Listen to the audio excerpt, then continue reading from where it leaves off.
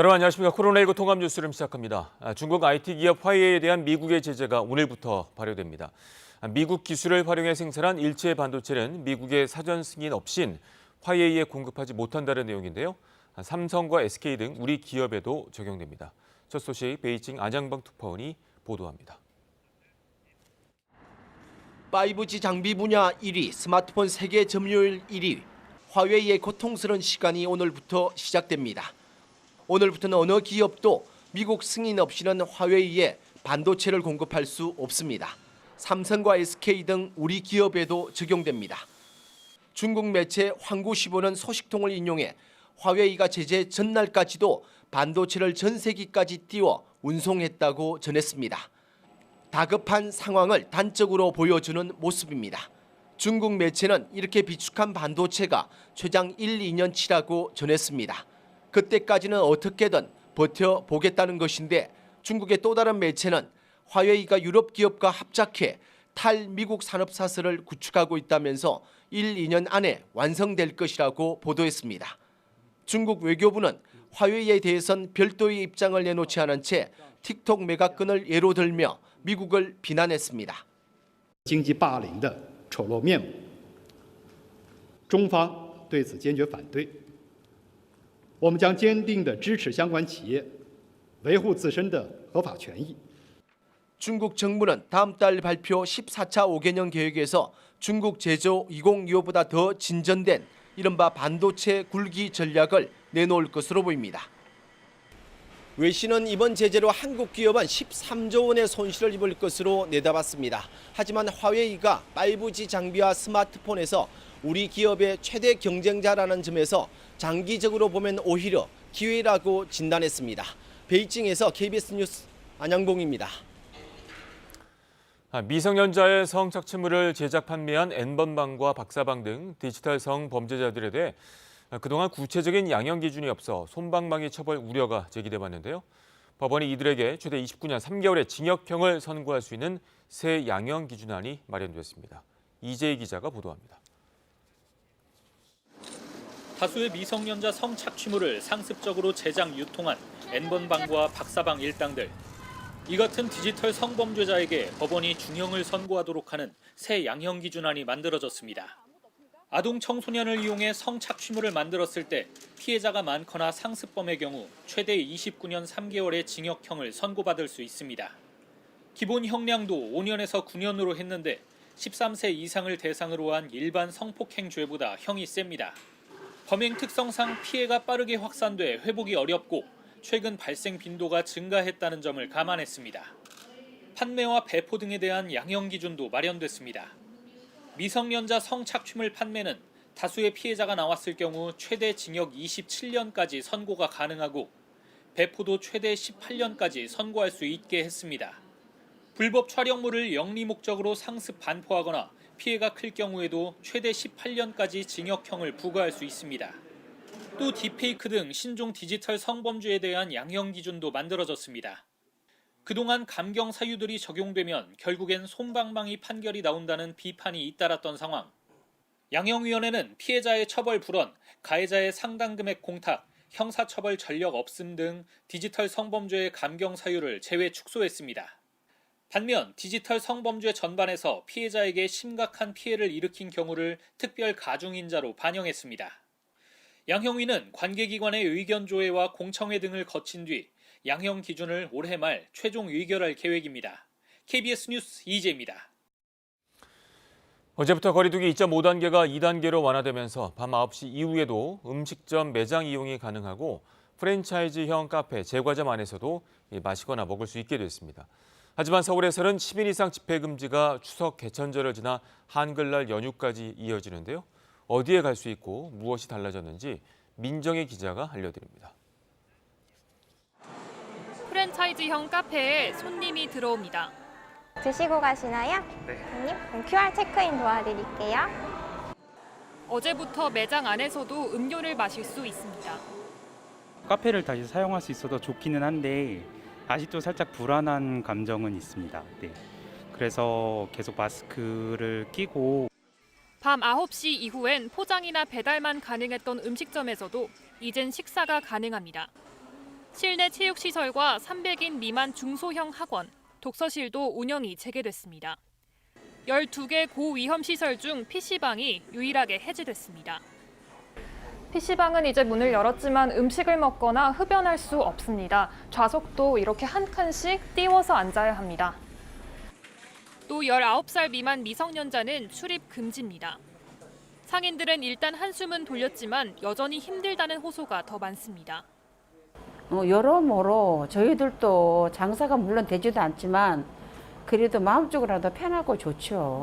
식음료 섭취 자체를 모두 금지한다는 것은 되게 부당하다고 생각합니다. 영업을 하라는 건지 차라리 안 하는 게 낫죠, 이럴 바에는. 확산세가 거셌던 서울에선 몇 가지 제한 조처가 계속 유지됩니다. 지난달 21일부터 서울 전역에 적용된 10인 이상 집회 전면 금지는 추석 연휴와 한글날 연휴 이후로 연장됐습니다. 이에 따라 서울시는 지금까지 신고된 40만 명 규모의 집회 110여 건에 대해 집회 금지를 통보했습니다. 10인 이상 집회 전면 금지 조치는 거리 두기 3단계 준하는 매우 강력한 조치입니다. 시민들의 높은 우려를 고려해 여의도와 반포, 뚝섬 한강공원의 밀집 지역 통제도 당분간 유지됩니다. 또 실내 50명, 야외 100명 이상의 모임이나 행사도 계속 금지되고 실내외 마스크 착용 의무화도 이어집니다. KBS 뉴스 민정입니다. 방역당국이 일반 국민 1,400여 명을 대상으로 항체 형성률을 조사한 결과 단 한 명만이 갖고 있었습니다. 사실상 우리 국민에겐 코로나19에 대한 면역력이 거의 없다는 뜻인데요. 어떤 의미인지 이효연 기자가 설명해 드립니다. 코로나19에 걸리면 이 바이러스와 싸워서 이길 수 있는 중화 항체가 생깁니다. 우리나라 국민들이 이 항체를 얼마나 갖고 있는지 조사해봤습니다. 조사 대상 1,400여 명 가운데 단 한 명에게서만 확인됐습니다. 비율로 따지면 0.07%, 항체가 거의 없는 셈입니다. 중국 우한 3.2%, 영국 런던 17%, 미국 뉴욕 14.9%와 비교해보면 매우 낮은 수치입니다. 때문에 인구의 60% 이상이 항체를 보유하면 유행을 사라질 거라는 집단 면역은 기대할 수 없게 됐습니다. 60 내지 70% 집단 면역이 형성돼야 코로나19 유행이 줄어들 것이라고 예측을 하고 있는데 아직도 멀었다. 반면 찾아내지 못한 확진자, 이른바 숨은 감염자는 거의 없다는 의미이기도 합니다. 8월 유행 이전에는 실제 감염자랑 저희가 인지하고 있는 감염자 숫자가 크게 차이가 나지 않는다 정도로 해석할 수 있는 결과. 이번 조사는 2차 조사로 6월 10일부터 지난달 13일까지 대구 등 13개 시도 국민 역량조사의 혈청 잔여분으로 이루어졌습니다. 이 기간 하루 평균 확진자가 44명 정도로 8월 이후 대유행 상황을 반영하지 못했다는 한계도 있습니다. 현재의 유행 상황을 설명하기에는 제한적이다.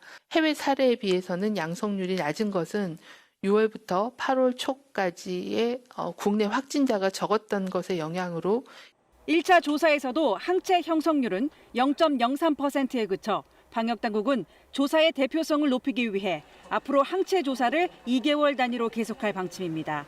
KBS 뉴스 이효연입니다.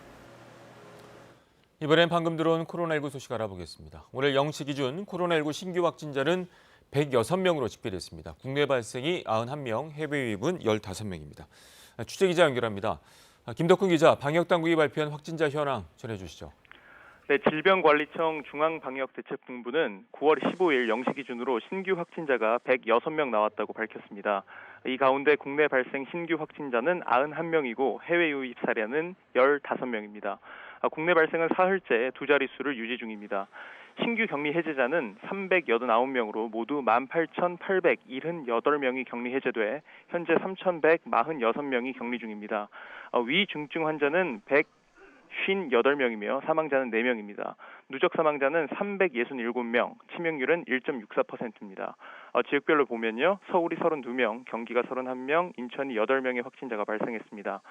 방역당국은 하루 확진자 수는 완만히 감소하는 추세지만 최근 확진자 중 60대 이상 어르신의 비율이 꾸준히 40% 내외를 기록하고 있다고 밝혔습니다.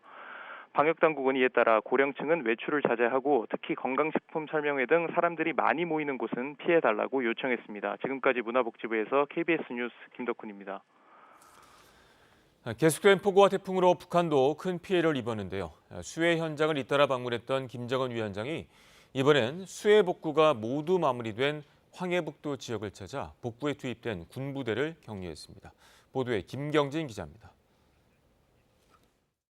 북한 김정은 국무위원장이 폭우와 태풍 피해를 입었던 황해북도 금천군 강북리를 찾아 피해 복구에 동원된 인민군 부대를 만났다고 북한 노동신문이 보도했습니다. 황해북도 은파군 지역을 현지 지도한 지 사흘 만입니다. 황해북도 강북리는 지난달 폭우와 태풍 바비로 큰 피해를 입은 곳으로 이후 김 위원장 명령으로 인민군이 급파돼 복구 작업이 진행된 지역입니다. 노동신문은 강북리가 당 중앙의 자연재해 복구 전선의 첫 승전 소식을 알린 곳이라고 전했습니다. 이 자리에서 김정은 위원장은 처참하기 그지없던 농촌 마을을 이렇게 짧은 기간 동안 흔적도 없이 털어버릴 수 있느냐며 마치 다른 세상을 보는 것 같다고 만족을 표시했습니다. 새로 건설된 강북리에는 건물 50여 동이 들어섰으며 관공서도 새로 단장한 모습이었습니다. 김 위원장은 지난달부터 황해도와 함경도의 홍수 태풍 피해 지역을 연이어 찾고 있습니다. 복구가 빠르게 마무리된 곳을 찾음으로써 성과를 과시하고 군심도 챙기려는 것으로 분석됩니다. 현지 지도에는 최룡해 국무위 제1부위원장과 박봉주 부위원장, 김재룡 당 중앙위 부위원장 등 북한의 주요 간부들이 모두 동행했습니다. KBS 뉴스 김경진입니다. 추미애 법무부 장관의 아들 서모 씨가 휴가 특혜 의혹과 관련해 검찰 수사 착수 8개월 만에 소환 조사를 받았습니다. 또 검찰이 기존에 알려진 당직 병사 외에 서 씨에게 휴가 복귀를 요청한 또 다른 병사에 대해 소환 조사를 한 것으로 확인됐습니다. 보도에 박찬 기자입니다. 카투사 복무 시절 휴가 특혜 의혹이 불거진 추미애 법무부 장관의 아들 서모 씨가 그제 피고 발인 신분으로 검찰 조사를 받았습니다. 지난 1월 서울 동부지검이 수사에 착수한 지 약 8개월 만입니다. 검찰은 서 씨가 2017년 6월 25일 2차 병가가 끝나고도 부대로 복귀하지 않았다가 문제가 되자 뒤늦게 개인 휴가로 처리했다는 의혹을 수사 중입니다. 이와 관련해 그날 당직 병사는 서 씨가 복귀하겠다더니 잠시 뒤 상급부대 대위가 찾아와 휴가자로 처리됐다고 알려왔다고 주장하고 있습니다. 그런데 그날 서 씨와 연락한 것으로 알려진 또 다른 병사가 지난주 검찰 조사를 받은 것으로 확인됐습니다. 동부지검 오셔서 조사 받으셨었잖아요. 네. 죄송한데 말씀드리기가 좀 어려울 것 같아요. 추 장관의 아들 서 씨와 같은 분대에 있었던 이 병사는 서 씨가 복귀하지 않은 사실을 확인하고 직접 서 씨에 연락해 관련 대화를 주고받은 것으로 알려졌습니다. 이 병사는 검찰 조사에서 서 씨와 연락을 주고받은 방법과 내용에 대해 자세히 진술하고 관련 자료를 제출한 것으로 전해졌습니다. 이에 대해 서 씨 측은 그날 저녁 당직 병사와는 통화한 적이 없다면서도 다른 부대원과는 통화한 사실이 있다고 밝혔습니다. 결국 누가 됐든 당시 서 씨가 동료 병사와의 통화에서 어떤 대화를 나눴는지 그리고 해당 대화 내용이 휴가 특혜를 입증할 증거가 될 수 있을지는 검찰 수사에서 밝혀져야 할 대목입니다. KBS 뉴스 박찬입니다. 국회가 오늘 본회의를 열고 정세균 국무총리와 정경도 국방부 장관 등을 상대로 외교, 통일, 안보 분야 대정부 질문을 실시합니다. 대정부 질문 이틀째인 오늘도 어제에 이어 추미애 법무부 장관 아들의 군 복무 당시 특혜 의혹이 핵심 쟁점이 될 것으로 보이는데 국방부는 앞서 추 장관 아들의 병가 연장 논란에 대해 규정상 문제가 없다라고 결론 내렸습니다. 이번엔 KB증권 연결해서 오늘의 주식시장 알아보겠습니다. KB증권입니다. 미국 증시 훈풍에 상승 출발했던 코스피가 지지부진한 모습을 나타내고 있습니다. 코스닥 역시 뚜렷한 방향을 잡지 못한 채 보합권에서 등락하고 있습니다. 이 시각 현재 코스피는 1.9포인트 상승한 2429.81에 코스닥은 1.35포인트 오른 895.52에 거래되고 있습니다. 간밤 미국 증시는 기술주 중심의 인수합병 소식들이 호재로 작용하고 코로나19 백신 기대감이 더해지며 일제히 상승 마감했습니다. 코스피는 개인과 외국인이 물량을 사들이는 가운데 기관은 매도에 나서며 보합권에서 움직이고 있습니다. 시가총액 상위 종목들의 등락이 엇갈리는 가운데 네이버는 사흘 만에 오름세로 돌아섰고 현대차는 나흘째 상승하고 있습니다. 반면 상장 이후 연이틀 상한가를 기록했던 카카오게임즈는 차익 실현 매물이 쏟아지며 저조한 흐름을 나타내고 있습니다. 이 시각 현재 달러화에 대한 원화 환율은 1,182원 70전에 거래되고 있습니다. 지금까지 KB증권이었습니다.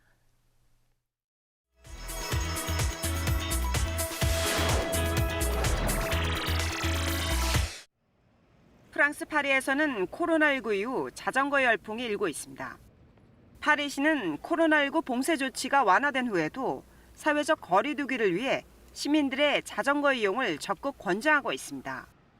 안 이달고 파리시장은 차량 통행량이 많은 파리 시내 주요 도로 일부를 자전거 도로로 만들었는데요. 덕분에 시민들은 대중교통의 폐쇄된 공간에서 벗어나 자전거를 마음껏 이용할 수 있게 됐습니다.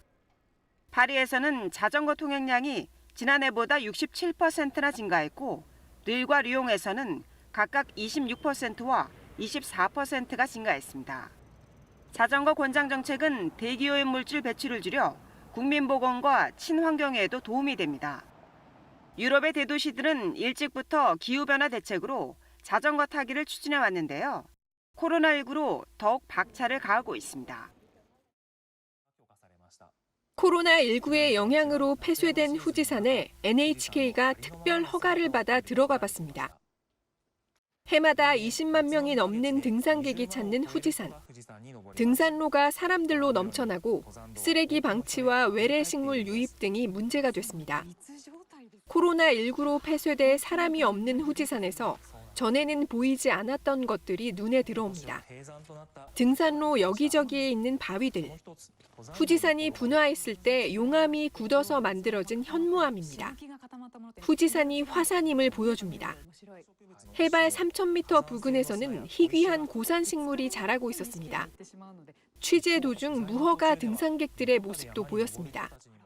救助体制もですね、普段の富士山と違って整っておりませんので、私たちも緊張感を持ってパトロールをしてまいりました。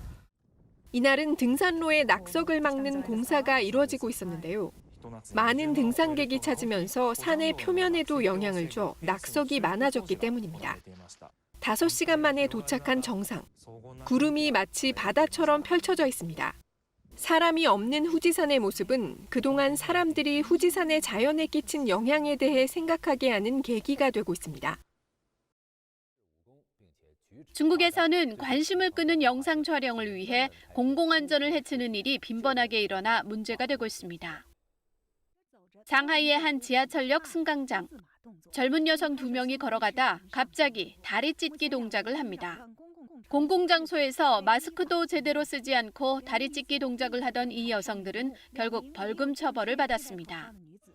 지하철역 승강장에서 느닷없이 괴성을 지르며 무술 동작을 해 주변 사람에게 불편을 끼친 이 남성도 구류 5일의 처벌을 받았습니다.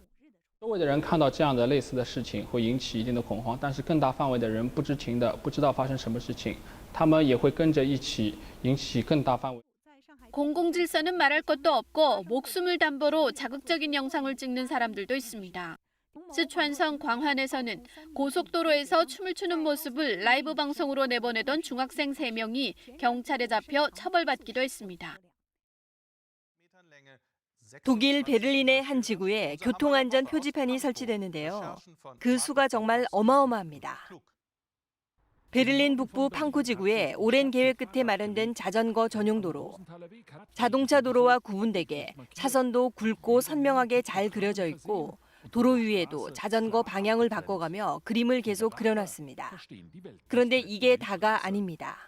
500m 구간의 이 자전거 전용 도로에 세워진 표지판의 개수는 한쪽 방향으로 13개씩, 왕복 차선 합해서 모두 26개. 개당 설치비가 18만 원 가까이 하는 표지판을 40m마다 하나씩 세워놓은 겁니다. Also ich als Fahrradfahrer, wie gesagt, ist das völlig überflüssig, ist ein Schilderwald ohne Ende. Es ist übertrieben, ist ein super Radweg, ist super gekennzeichnet, also da würde wahrscheinlich am Anfang und am Ende ein Schild reichen. 판코 지구는 2년 전에도 우측면 통행 표지판을 이번처럼 46개나 설치해 예산 낭비 지적을 받은 바 있습니다. 해당 관청은 교통 규정을 준수해 필요에 따라 설치했을 뿐이라고 해명했는데요. 주민들은 혹시 당국이 세계 기록을 세우려는 건 아니냐며 다음엔 어디에 또 뭐를 얼마나 설치할지 두고 보자고 우스갯소리를 하고 있습니다. KBS 월드뉴스입니다. 부산 해운대 교차로에서 SUV 차량이 오토바이 등 차량 7대를 잇따라 들이받아 7명이 다쳤습니다. 서울에서는 자동차 전용 도로를 달리던 차량에서 불이 나 운전자가 대피했습니다. 사건 사고 이지은 기자가 보도합니다. 검은색 SUV 차량 한 대가 교차로를 빠르게 질주해 달려옵니다. 앞서가던 오토바이와 승용차를 잇따라 들이받은 뒤 맞은편에서 신호 대기 중이던 차량 5대와 다시 부딪혀 형체를 알아볼 수 없게 부서졌습니다. 어제 오후 5시 40분쯤 부산시 해운대구 교차로에서 SUV 차량이 버스와 승용차 등 차량 7대와 잇따라 충돌했습니다. 이 사고로 버스 운전자 등 7명이 다쳤고 퇴근 시간대 이 일대 교통이 큰 혼잡을 빚었습니다. 경찰은 SUV 차량 운전자는 음주 상태는 아니었고 1차 사고 후 과속으로 달아나다가 2차 사고까지 낸 것으로 보고 정확한 경위를 조사하고 있습니다. 갓길에 세워진 차량이 붉은 불길에 휩싸였습니다. 오늘 새벽 1시 10분쯤 서울 성동구 동부간선도로 성동교 인근에서 달리던 승용차에 불이 나 30여 분 만에 꺼졌습니다. 운전자는 곧바로 대피해 인명피해는 없었지만 차량이 완전히 불에 타 소방서 추산 800만 원의 재산 피해가 났습니다. 소방당국은 차량 엔진룸 부근에서 불꽃이 시작됐다는 운전자 진술을 토대로 정확한 화재 원인을 조사하고 있습니다.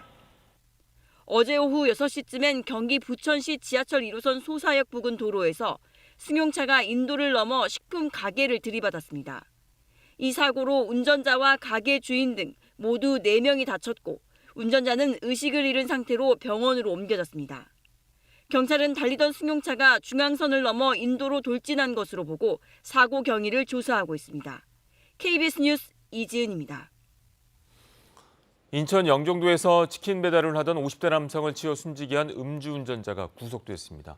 음주운전을 방조한 동승자에 대한 처벌도 강화해야 한다는 목소리가 높아지고 있습니다. 박효인 기자입니다.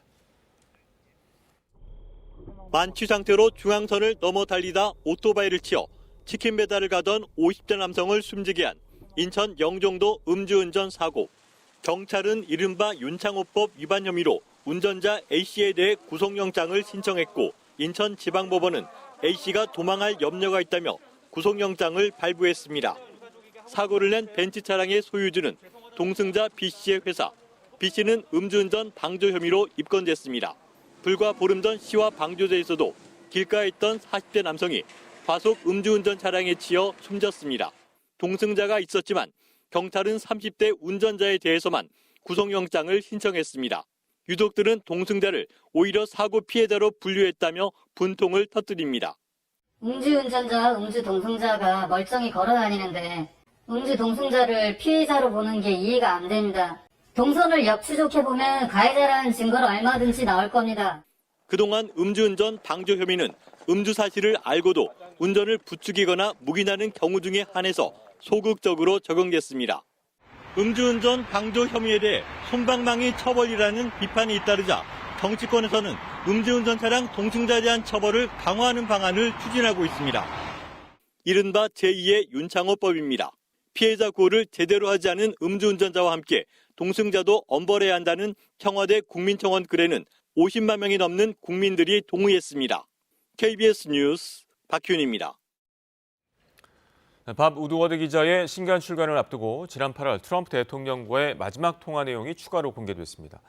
당시 미국 내 코로나19 상황이 심각했지만 트럼프 대통령은 선제적 대응을 잘했다며 경제 문제만 신경 쓰는 모습을 보였다고 우드워드는 지적했습니다.